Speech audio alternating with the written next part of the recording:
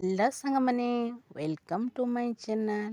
मु आज अंडार एक सुंदर रेसिपी आपण मानक शेयर करी से जो मुझे 5टी देसी अंडा नहीं ताको भांगी नौची से आमे ऐड करवा हलदी लुण और लंका गुंड एठी मु पकई सारिबा परे ताको भल भाव गोले नौची जेमिति अंडार केसर ता धला अंश सहित मिसी जिवो।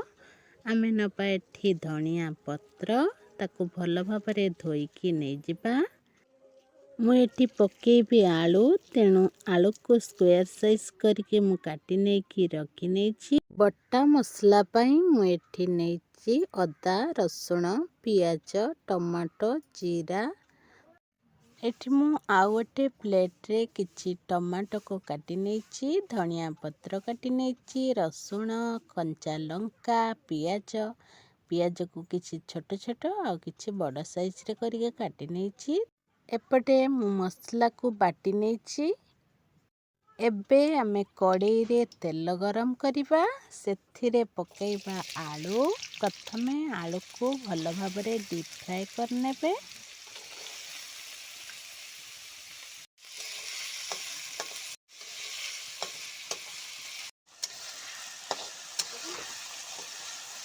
एठी हमर आलू भाजी हो गलानी आमे ताको बाहर करनबा। सही तेल रे आउ किछि तेल ऐड करके आमे पकेइबा अंडा को दी पटे भल भाव भाजी नेबा। एठी हमर अंडा गोटे साइड हो गलानी आमे खड़िके ताको टिके ओलटेइबा को चेष्टा करिबा। जदि आपण मानकु आम भिडियोटी भल लागुथाए तेबे मो चैनल को लाइक शेयर सब्सक्राइब करंतु।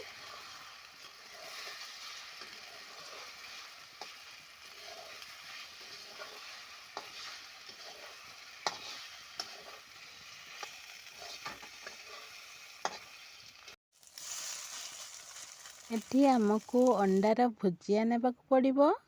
सेटा बड़ बड़ साइज रे हवा दरकार तेणु आमर एठी हो जाइछि ताको खड़िके एमिति काटी नेबे किंबा बाहर करिकी छुरी रे मध्य काटी परिबे। अंडा को एमिति बड़ बड़ पीस करी काटी सारिबा परे आमे ताको बाहर करनबा। तापरे कड़ाई रे आउ किछि तेल ऐड करिबा। आमे सही तेल रे किछि चीनी पकेइबा ताको एमिति फुटिबा को छाड़ी देबा। जेमिति चीनीटा मेल्ट हो जिवो सेतबेले आमे सेथिरे पकेइबा चुन चुन करी रखिथिबा पियाज को ब्राउन कलर हबा पर्यंत भाजिबे।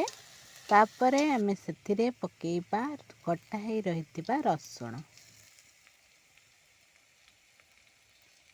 एबे पियाज और रसुण को आउ टिके भाजी नेबे और तापरे पकेइबे धनिया पत्र ताकू मध्य आउ टिके भाजी नेबे। एबे बड़ बड़ होई कटा हे रहिथिबा पियाज को पकेइबा और आउ टिके ताकू भाजी नेबे। पियाज टिके भाजी हे आसिले आमे सेथिरे पकेइबा कटा हे रहिथिबा कंचा लंका। तापरे पकेइबा सेथिरे कटा हे रहिथिबा टमाटो। एठी आमे बाटिकी रखिथिबा मसला को ऐड करनबा। सेथिरे दबा हळदी गुंड लुण आउ किछि लंका गुंड जहा मसला पाई आमे ऐड करछंती। सेथिरे मु तेजपत्र रो खंड पकई नेछि ताको भल भाव गोले नेबे एमिति ताको कसिबा। एठी हमर मसला अधा अधि कसी हे आसलानी आउ टिके एको कसिबा पाई छाड़ी देबा। देखंतु एबे मसला रो तेल छाड़िबा आरंभ हो गलानी। ए भलिया मसला रो तेलटा बाहरी गले आमे सेथिरे ऐड करिबा आलू। आमे आलू सहित मसला को कसी नेबा। देखंतु जेमिति आलू रे मसलाटा लागि जिवो सेमिति आमे कसी नेबा।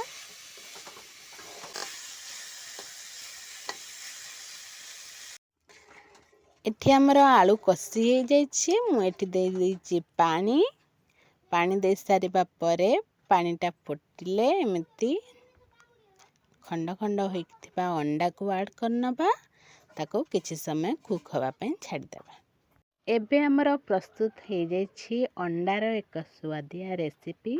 ଆପଣମାନଙ୍କୁ କେମିତି ଲାଗିଲା ନିହାତି ଜଣେଇବେ। ରହିଲି।